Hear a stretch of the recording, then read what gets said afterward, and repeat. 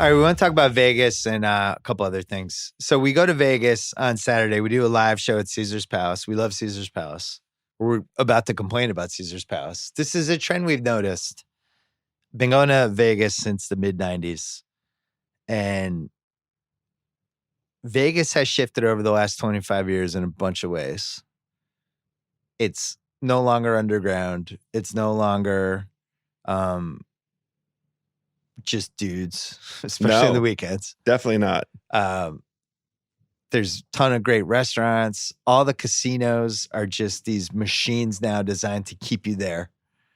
And I think Caesars is a good example. They have, not only their main casino, but they have the Forum Shops and they have all these great restaurants and then a mall attached. And it's just like, they don't want you to go to any other place in the thing.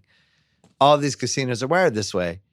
And one thing they're realizing as more and more people go to Vegas every year is, let's take their money even more than we ever thought we would. So at Caesars now, they pay 6 to 5 on blackjack, which they don't tell you. You have to look on the table. You don't even really realize it's there.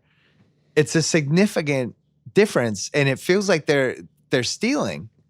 So it's like if I bet $100 on a hand, in the old days, you get a blackjack, you win $150 from the blackjack, 3-2 odds. Now you win $120. So it's $30 just out the window. And one of the ways you win money if you play blackjack for a while is you got to hit some blackjacks every once in a while. So they've taken that out. The other thing they did is splitting aces, which everybody does, and is supposed to be an advantage for the player. They made it so that you can only split aces once. So if you get a third ace, you're just stuck with a 12. It's like, fuck you. It's way worse to get the third ace. Yeah. Now it's like, I don't even want to split aces now because I might get a third ace. And of course, they're not telling you this because every dealer is just determined to just take your money there. We should have led this segment with a warning. This is old guy radio. Well, so I'm going to get to that. We're going to get to old guy radio. I just think it's hilarious that Vegas, the whole thing was like, come here, gamble, it'll be awesome. Now it's like, come here, do all the other stuff that we bring to the table in Vegas. And when you gamble, we're taking your money. So this is exactly the point, right? It is now an entertainment place. Like before our era, and I don't know if we were at the front end of the transition, the transformation, or sort of where our trips to Vegas. You have your legendary Vegas crew that you wrote about. Wrote about a bunch of legendary, times, trips on page 2 of the ESPN and so forth. And we've been on a number of trips together as well. The main focus for us going to Vegas was to gamble. We went to Las Vegas. The entertainment for us was the gambling. Yeah, it was. We didn't go there. The food was basically just fuel. It was 2 pieces of pizza. Exactly. It was like, so we can get back to the tables. And the only variance was like, we might change venues to try and change the mojo here. Or, too many, it's like it got a little too crowded in here. We want to take our crew and go somewhere that's less crowded. Well, now it's impossible to change venues because Vegas is so crowded now. Even if you're trying to leave, it's like, oh, I'm having bad luck at Caesars. Let's go to the Wynn. That's a half hour before I'm at the Wynn. And if I want to walk to another casino, that's 20 minutes. Plus, it's the effing desert. It's so goddamn and it's 100 degrees out.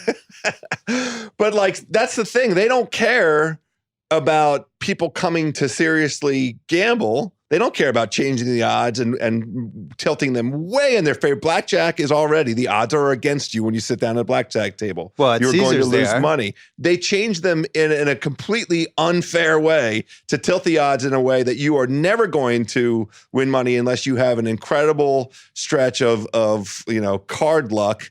But that's the point. They have the people sitting down at those tables are people spending entertainment dollars. Those are not people who have intentions of winning money at gambling. Yeah, they just assume those people are going to gamble for an hour and probably lose. So let's tilt the odds against them even more because they're going to gamble anyway. That's right. It's funny. They did this last decade.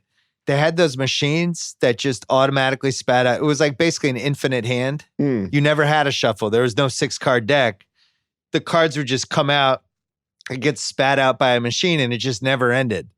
And we all hated them. And it became a thing that really started last decade and got to the point where me and my friends, like especially the Vegas crew, like me and Hopper and Bish and those guys, when we were looking for blackjack tables, we wouldn't sit down at the table that just spat the cards out. Right. We wanted the 6-deck shoot. Yes. Because we still feel like there's power in here are the 6 decks.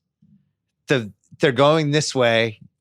Oh shit, there's so many face cards coming. Right, Like we still felt like we had like a modicum of control. Even if we didn't, we felt that way. You knew it was tilted, but at least felt slightly fair. You can pay attention and see just what you're describing. It's not card counting to pay attention to, we're on a run. 6 2s just came out, Yeah, everybody like, and people would say, oh, I can't wait to get through the shoot and all that stuff. And those machines ruined that. And something interesting happened. They got rid of them because people didn't like them. And especially by about 07, 08, 09, if you walked around, you saw those tables, they'd just be empty. And the price would be less for them. And people would be like, fuck that, I'm not sitting there. They would sit there if they were desperate on a Friday night. So now we've swung back to Vegas trying to pillage the gamblers again. And it's stuff like the 6-5 odds on a blackjack, which seems subtle, but it's not. Because if I'm playing blackjack for 10 hours. Which is the Bill Simmons way. You're the grinder. Well, not anymore because I can't win anymore. But you're playing for that long and you get blackjack 20 times. Whatever you're betting, that's, that could end up being a couple $100 or more depending on how much you're betting that they're just taking now. Yes. It's more than a VIG. It's way more than a VIG. And they have all these other rules that screw you, you know? So, I'm down on that. We in general, we're old. You turned 50 this year. I'm about to turn 50 in a couple months. And Vegas became a 24-hour place for me. I would say about 5-6 years ago. Yeah. I could do one great night, but 2 was like I'd be sick for a couple days after. This weekend was the first time we were supposed to stay till Monday, and I texted you on Sunday morning. I was like, you want to just go back? And you're like, yes. And we rented a car and we drove back. And I left Vegas a day earlier than I thought. And I feel like Vegas is now dying for me as I get close to 50. It's sad. Sad day, House. Well, the one element of it that was the big attraction to us, the true entertainment value for us resided in the shared experience of gambling. And if you diminish that, the way that our experience at Caesars, yeah, this is like 3-4 years, but it isn't just Caesars. It's a bunch of these casinos. It just seems like it's harder to win. I have no evidence, but every time I'm out with whoever, and I've been there with a bunch of different friend groups, it usually doesn't go great. And I don't know what's going on. New Orleans, everybody has good luck at Harrah's. Harrah's is designed to keep you there gambling. That's what they want. Right. It's not like they want you to go to the 11 other restaurants they have. They're like, stay fucking here. Have a good time. Their dealers want you to win. Their dealers are so much better in New Orleans. In the Vegas casinos, the dealers are like assassins. So my question to you, I asked you this, now with the legalized sports gambling, that will soon be the case in every state that cares about it. There's no longer any legal impediment to legalizing sports gambling. And that means you can any state, there's no bar right now on states having tables. You can play tables in Cleveland. You can play tables in Delaware. You can play tables in New Jersey. It's pretty depressing. But that's the thing, right? Those places I played in Cleveland. It was downright depressing. But anybody who has a point of view on trying to make the experience more conducive to like what we kind of are complaining about, what we miss, there's no bar to that now. So Vegas has competition. So I'm not going to Vegas. The only thing that'll get me to Vegas now, I'm not going to gamble in Vegas anymore. I'm not either. I'm out. I think I'm done. I'm out. There's no reason I to asked gamble. Harrell Bob. Harrell Bob thought he was just like variance because I was like, I haven't really had a fun actual gambling experience in Vegas in like 3 years where like I went with my friends and we all did well. And he's like, it's variance. It'll be fine. But then I told him about the 6-5 thing. He's like, that's fucking crazy. Yeah, you can't play that's that like extortion. table. He's like, you shouldn't have ever sat down there. That's I'm like, right. You're right. But we're looking at it like it's 1:00. We haven't gambled yet. And it's like, all right, if we leave here, now it's 1:30. And it's like, oh, fuck it. I'll do this. But this is the beauty. This is how they get you. I know, but the beauty of the American way is competition brings out the best. So there are opportunities for great American cities Austin, Texas could put some tables in. Houston, Texas, San Francisco. I don't know. FYI, those opportunities are in Vegas. We just didn't go find them. Well, I think maybe the zig or the zag, the inefficiency now is to go to the non-big casinos. We have to send somebody out. We need a scout. I'd love feedback. If you want to email me about this, email at it's mailbag@theringer.com. If you have advice for Vegas casinos where it seems like they actually want the people who are playing blackjack to win. Or just have a good time. Because can three buddies sit down at a table and have a good time? The big ass casinos now seem like they're designing everything to just get you in and out as fast as they possibly can. Because they know they haven't, it's entertainment dollars. As soon as we get up, there's another 3 people sitting down behind us. And people like us who are like, it's 1:00. Fuck it. Let's sit down. Yeah. It'll take, we'd love to have your $300. Yes, please. Sit down. We'll take it from you in the next 10 minutes. The thing is, it was me, you, and Rosillo. Yeah. We never all gambled together. I was so excited. You stole $200 from Rosillo. You haven't paid it back. Yeah, I may not pay it back. You did a classic Joe House where you show up in Vegas. It's like, I got to go to an ATM.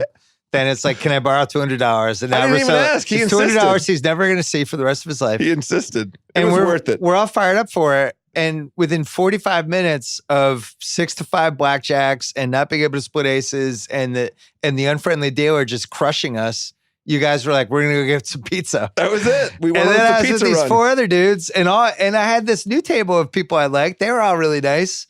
And we're just dying for the table to get going. We're just getting crushed.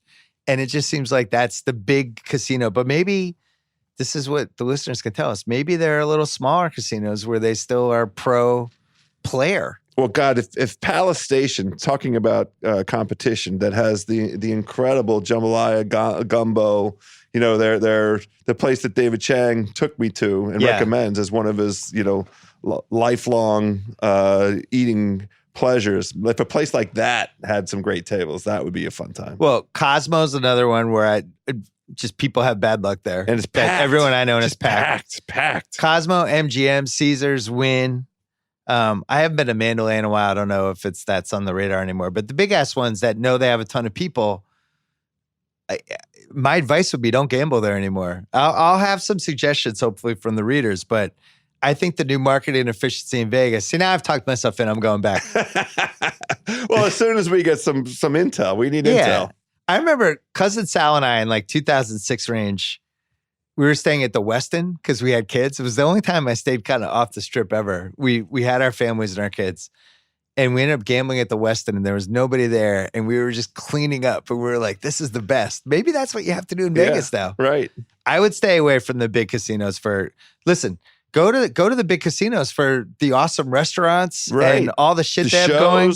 The live show we did at Cleopatra's Barge. Yeah, great shows. That they might not let us do again because we're complaining about the 6 to 5 blackjack. But the thing is, don't have fucking 6 to 5 blackjack. I'm sorry. That's right.